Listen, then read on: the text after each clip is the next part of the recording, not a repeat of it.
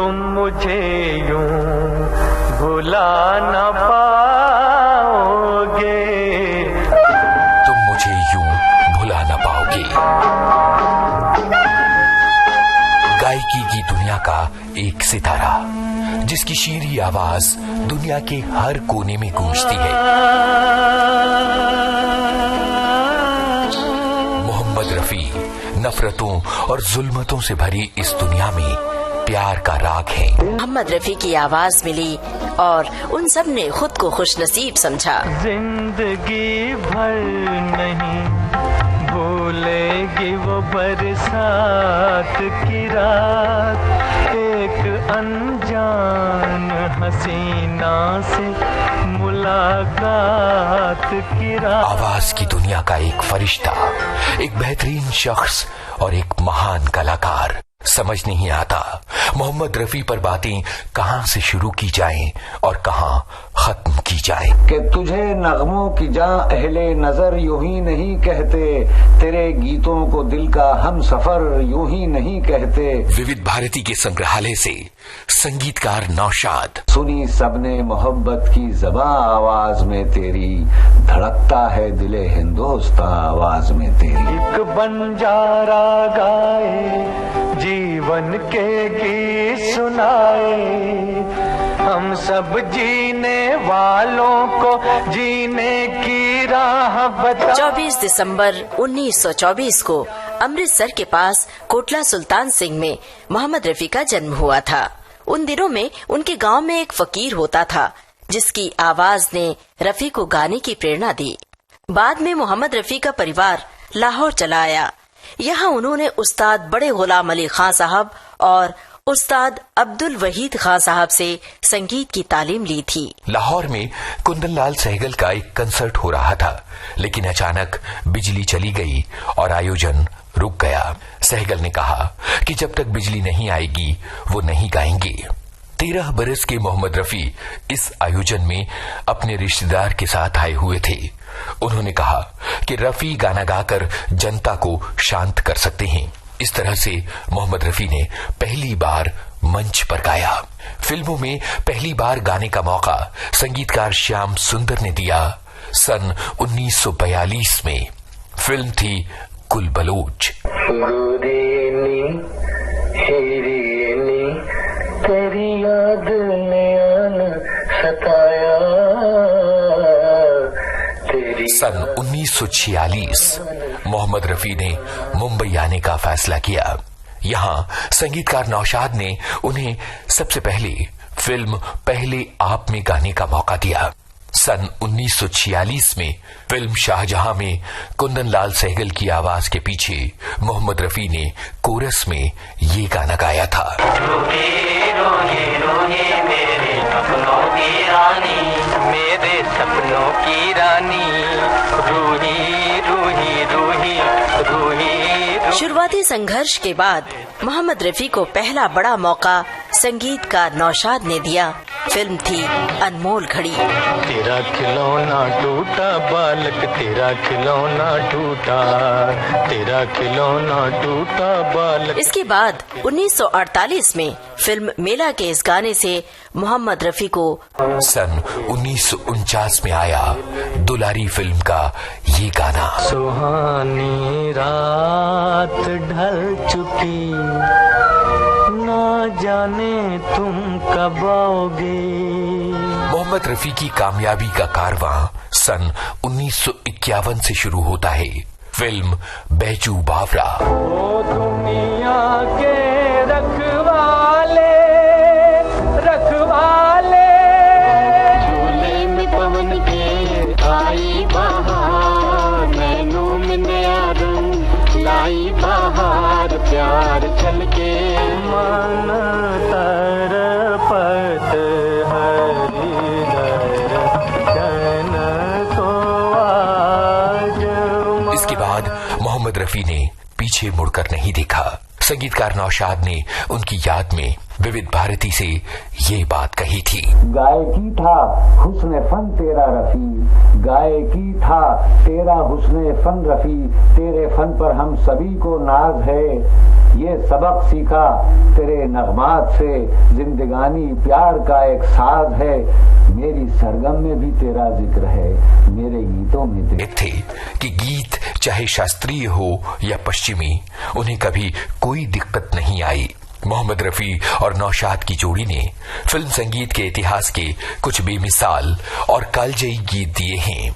सन 1960 film Kohinoor, राग हमीर पर आधारित ये गाना। बार देखो, हजार बार देखो कि देखने की चीज है हमारा दिल रुबा। जंगली आया करूं मैं क्या, सुकू सुकू खो गया दिल मेरा, सुकू सुकू। बाद मैं समझता हूँ कि रफी साहब ना होते तो मैं बड़ा इनकम्प्लीट था। उनके साथ होने से मेरी तस्वीर पूरी हो। विविध भारती के संग्रहालय से जाने माने अभिनेता शम्मी कपूर। उन्होंने मुझे स्टाइल दिया, जैसे मैं समझता हूँ कि रफी को स्टाइल ओपी नईर ने दिया। रफी साहब इज वेरी गुड सिंगर और क्या उनकी पिच है, लेकिन एक स्टाइल जो है वो नईर ने दिया, जहाँ वो खींचते थे आवाज। एंड रफी साहब used all that for me beautifully. और he was very receptive to कि मैं जिस तरह से चाहता था।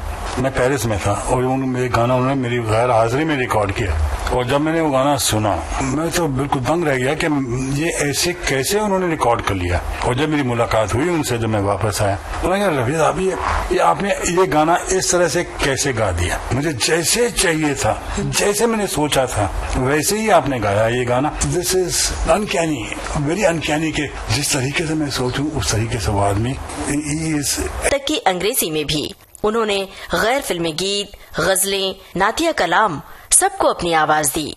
ये है उनका एक गैर फिल्मी गीत। पढ़ो तोरे शाम ब्रिज में लौट चलो। दशक बदलते रहे, युग बदलते रहे, पर रफी की आवाज का करिश्मा खत्म नहीं हुआ। उनकी आवाज लोगों के दिलों पर साल दर साल राज करती रही। आइए दशक दर दशक रफी की यात्रा पर एक नजर। 50 का दशक।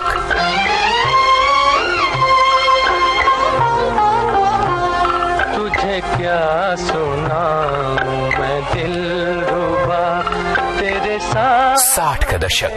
फूलों की रानी, बहारों की मलिका, तेरा मुस्कुराना गजब हो गया। 70 का दशक। तेरे दर पे आया हूँ, कुछ करके जाऊंगा, झोली भर के जाऊंगा या मर के जाऊंगा मैं तेरे दर। 80 का दशक। दर्दे दिल, दर्दे जिगर, दिल में जगाया।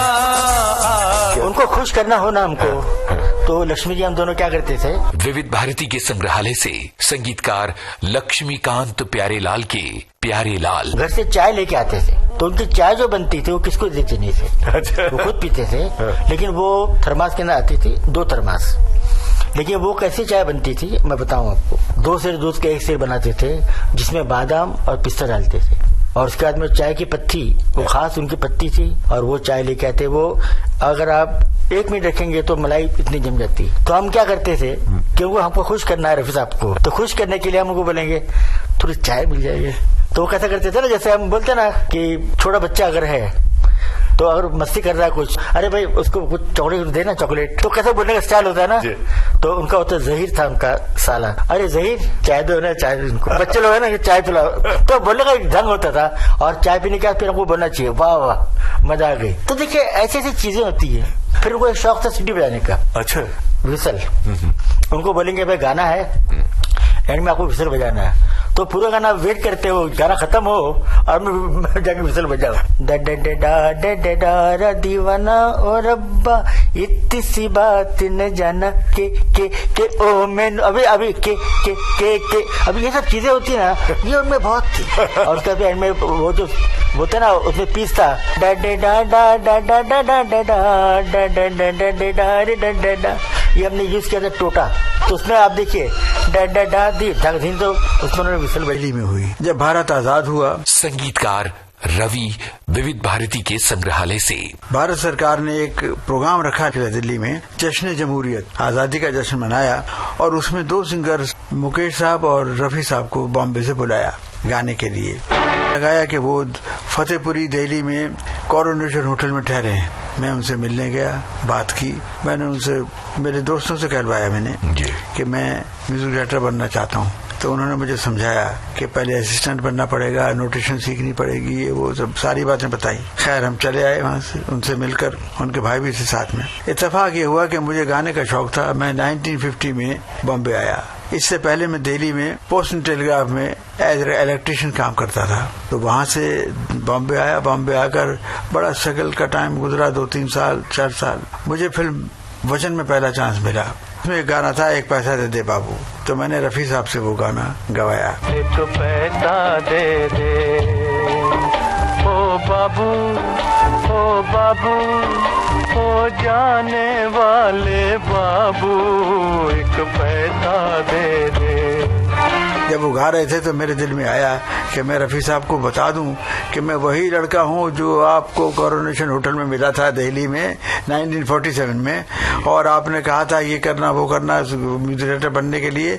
मैं म्यूजिक डायरेक्टर बन गया हूं।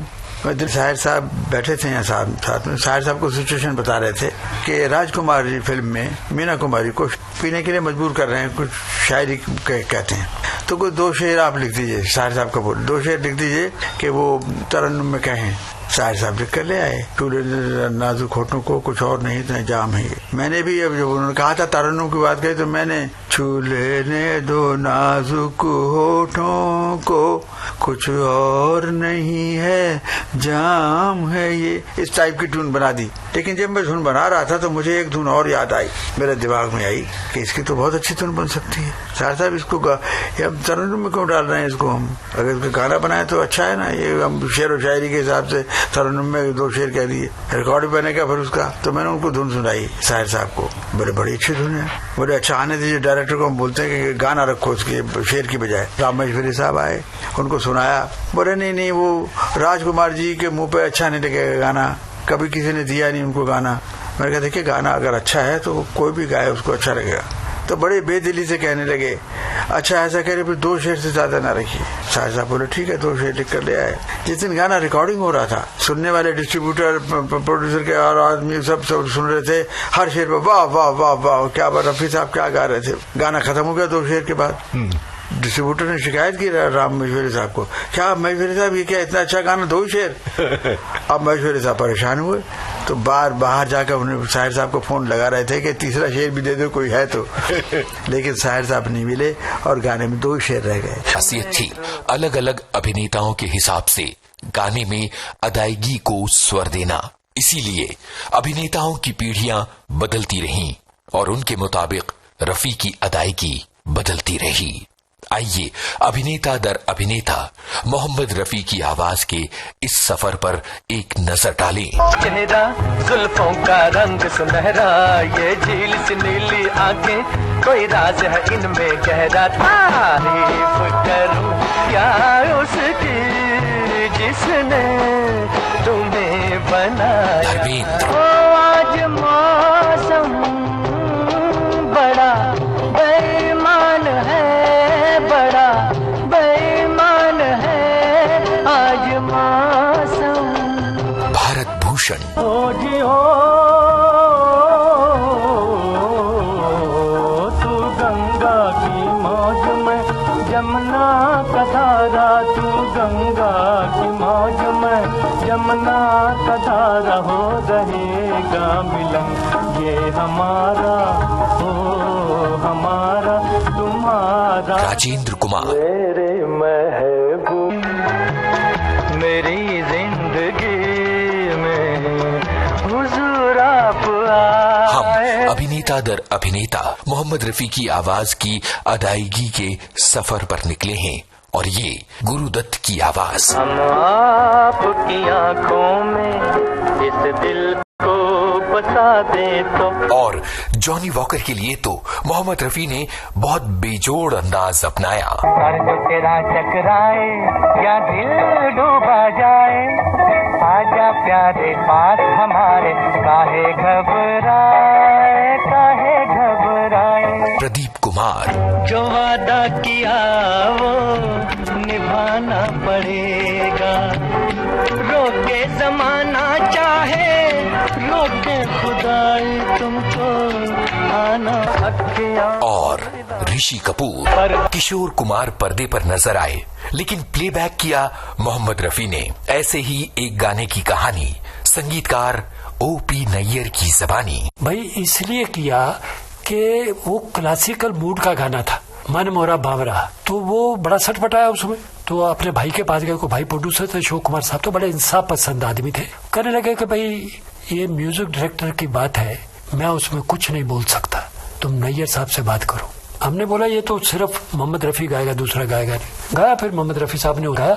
गंगा मैया पियरी चढ़ी, वो भोजपुरी की पहली फिल्म थी, उसमें एक गाना था सोनवा का पिंजरा में। संगीतकार जोड़ी आनंद मिलिंद के आनंद। वो गाना मैं जरूर सुनाना चाहूंगा। तो इस गाने में खास बात ये है कि रफी साहब हिंदी और उर्दू के अलावा पंजाबी में बोलते थे। ये गाना अगर आप ध्यान से सुनेंगे तो आपको ये लगेगा कि कोई ठेठ भोजपुरी जानने वाला आदमी है, उसने गाना गाया। हर वर्ड का फील, प्रोनाउंसिएशन, जैसे इस गाने में एक पहले शब्द है सोनवा का पिंजरा बंद, और जैसे बंद है, बंद भइले हाय राम, वो बिल्कुल ऐसा लगता है कि कोई एकदम भोजपुरी जानने वाला आदमी है, उसने इस गाने को गाया होगा। सोनवा के पिंजरा में बंद भइल हाय राम, चिरई के जियावा उदास, टूट गइल डालिया चितर गइल खोतवा, छूट गइल नील रे आकाश। बचपन में दिल बहलाने के लिए ही तो गाता था, गुनगुनाता था। उस वक्त तो कभी सोचा भी न था कि मैं फिल्मों में आऊंगा। जाने माने गायक शब्बीर कुमार। मैं मोहम्मद रफी साहब की आवाज के नाम से अपने शहर बड़ौदा गुजरात में काफी मशहूर हुआ। मुझे स्टेज पर बहुत से प्रोग्राम करने का मौका मिला। उस खुदादाद आवाज का मेरा मतलब है रफी साहब का। मैं शुरू से दीवाना रहा हूँ, शायदाई रहा हूँ। जब भी उनका कोई गीत सुनकर स्कूल या दोस्त यारों की महफिल में गाता, गुनगुनाता, तो सभी सुनने वाले मुझे रफी साहब की आवाज का बदल कहते। आज भी अवाम मुझ में रफी साहब को पाना चाहते हैं, लेकिन सच तो ये है कि रफी साहब जैसी शख्सियत सदियों में पैदा होती है और मुझ जैसे